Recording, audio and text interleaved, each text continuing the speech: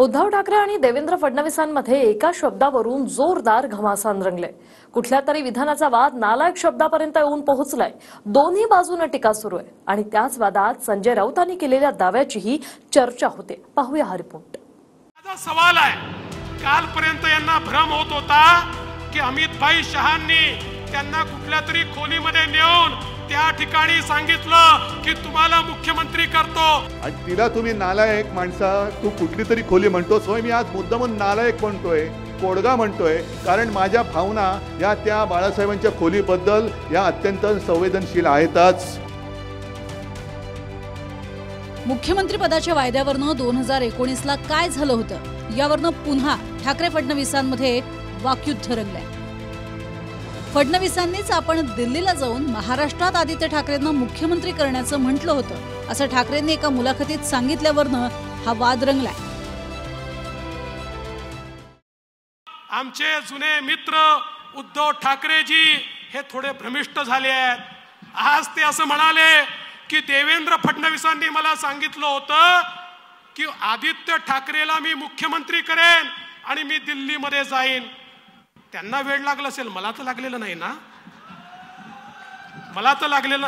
पण माझा सवाल आहे, कालपर्यंत यांना भ्रम होत होता की अमित भाई शहांनी त्यांना कुठल्या तरी खोलीमध्ये नेऊन त्या ठिकाणी सांगितलं की तुम्हाला मुख्यमंत्री करतो। हा कालपर्यंतचा भ्रम होता। आता आज त्यांचा भ्रम बदलला। आज ते म्हणतात देवेंद्रांनी सांगितलं होतं आदित्यला मुख्यमंत्री करतो। उद्धवजी पहिले हे ठरवा, अमित भाईंनी सांगितलं की देवेंद्रांनी सांगितलं? अमित भाईंनी सांगितलं तुम्हाला मुख्यमंत्री करतो की देवेंद्रांनी सांगितलं आदित्यला मुख्यमंत्री करतो? बंधू भगिनींनो, हे भ्रमिष्ट झालेले आहेत। आता यांना खुर्ची गेल्यानंतर काही समजत नाहीये आणि त्यामुळे एक खोटं लपवायला दुसरं खोटं बोलतात। पण तुमची हालत जी आज झालेली आहे देवेंद्रजी फार वाईट आहे। आज चरफडून ते काय बोललेत, हे उद्धव ठाकरे भ्रमिष्ट झालेत। आधी म्हणाले अमित शहाना कुठल्या तरी खोलीत घेऊन गेले, नंतर म्हणाले देवेंद्रांनी शब्द दिला। अहो देवेंद्र, जनाची नाहीतरी मनाची ठेवा, दोन्ही तुम्हाला नाहीये आम्हाला माहिती आहे। लाज लज्जा सोडलेला कोडगा माणूस आहे। कारण ज्याला तुम्ही कुठली तरी खोली म्हणताय ती खोली तुमच्यासाठी कुठल्या तरी खोल्या बऱ्याच असतील, त्या खोल्यांमध्ये तुम्ही काय करता आम्ही नाही बघू इच्छित।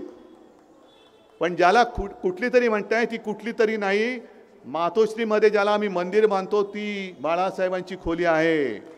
पण तुम्हाला त्या खोलीचं महत्त्व माहिती नाही आहे। ती खोली आमच्यासाठी मंदिर आहे आणि तिला तुम्ही नालायक माणसा तू कुठली तरी खोली म्हणतोस होय। मी आज मुद्दामून नालायक म्हणतोय, कोडगा म्हणतोय, कारण माझ्या भावना या त्या बाळासाहेबांच्या खोलीबद्दल या अत्यंत संवेदनशील आहेतच।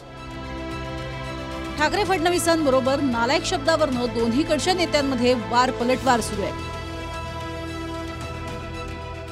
उद्धव ठाकरे मनोरुग्णासारखे वागतायत, मानसिक स्थिती ढासळण्यासारखे वागतायत। परिवाराने त्याची दखल घेतली पाहिजे। मोदीजींची सुनामी आली आहे महाराष्ट्रात। ही सुनामी महाविकास आघाडीला जेवढे झाडाचे पत्ते आहेत हे त्या ठिकाणी उडल्याशिवाय राहत नाही। देवेंद्र फडणवीसांना आता बोलताही येत नाही आणि सांगताही येत नाही, सहनी करता येत नाही। अशा प्रकारची देवेंद्रजींची परिस्थिती आत्ताच्या घडीला महाराष्ट्रात झालेली आहे। त्यांचं तेलही गेलेलं आहे आणि तूपही गेलेलं आहे। तसं झालं असतं तर किमान ते 2.5 वर्ष झाली असते। आता काय झालं? आता झालं काय? आता तर त्यांच्या हातात तेल पण नाही, तूपही नाही, हाती धुपाटणं आलेलं आहे। ते सांभाळत बसा। दरम्यान दिल्लीत जाऊन फडणवीसांच्या मनात पंतप्रधान पदाची स्वप्न होती, पण मोदी शहांनीच त्यांचे पंख छाटून त्यांना राज्यात उपमुख्यमंत्री केल्याचा दावा संजय राऊतांनी केलाय। आदित्य ठाकरे यांना मुख्यमंत्री पदावर बसवून मी दिल्लीत जाईन, दिल्लीत अर्थमंत्री होईन, दिल्लीत गृहमंत्री होईन आणि मी प्रधानमंत्री होईन। मी त्यांचं स्वप्न मोठं होतं आणि ते स्वप्न बाळगायला काहीच हरकत नाही। पण त्यांचं हे स्वप्न बहुधा मोदी आणि शहाजींना आवडलं नाही आणि त्या स्वप्नाचे पंख कापून त्यांना महाराष्ट्रामध्ये डेप्युटी CM केलं। असं मला एकंदरीत जे काही राजकारण आम्हाला कळतं त्यानुसार दिसतं आहे की इतकं मोठं स्वप्न जेव्हा फडणवीसजी पाहायला लागले तेव्हा मोदी आणि शहांनी काहीतरी निर्णय घेतला आणि महाराष्ट्रात त्यांना एकनाथ शिंदे या ज्युनियर नेत्याच्या हाताखाली काम करायला लावलं। यालाच मोदी शहांची राजनीती म्हणतात। रोज सकाळी मला असं वाटतं काहीतरी नरेटिव्ह सेट करणं, निगेटिव्ह बोलणं. आता हे तुम्हाला देखील माहिती आहे, मला देखील माहिती आहे. तुम्ही अनेक लोक ते मनावर घेता, परंतु महाराष्ट्रातली जनता काही मनावर घेत नाही. महाराष्ट्राच्या जनतेला काही पडलेलं पण नाही. महाराष्ट्राची जनता सध्या डायरेक्ट दुपारनंतर टी व्ही ऑन करते. कारण जी व्यक्ती माननीय नरेंद्र मोदी साहेबांना जगामध्ये पर्याय नाही आहे, नरेंद्र मोदी साहेबांसारखं उत्तुंग नेतृत्व होऊ शकत नाही अशी 4 वर्षापूर्वी भाषणं करायची. त्यांना असं काय झालं आहे म्हणून ते नरेंद्र मोदी साहेबांवर टीका करतायत, हा प्रश्न त्यांनाच विचारला पाहिजे. परंतु कोणीही किती बोललं आणि कोणीही किती पत्रकार परिषदा घेतल्या, कोणी कोणालाही नालायक म्हटलं किंवा शिवीगाळ केली, तरीसुद्धा महायुतीचे नरेंद्र मोदी 4 तारखेला पंतप्रधान होणार आहेत. मतदान जसं जसं जवळ येत आहे तसं दोन्ही बाजूनी वेगवेगळ्या मुद्द्यांनी नॅरेटिव्ह सेट करण्याचं काम सुरू आहे.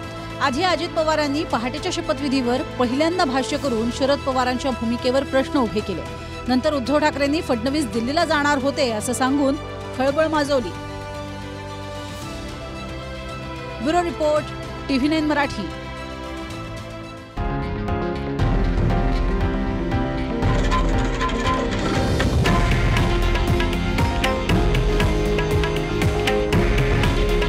हे आहे देशातील नंबर 1 न्यूज नेटवर्क आणि आपण पाहत आहात TV9 मराठी. काळजी तुमची, हित महाराष्ट्राचं.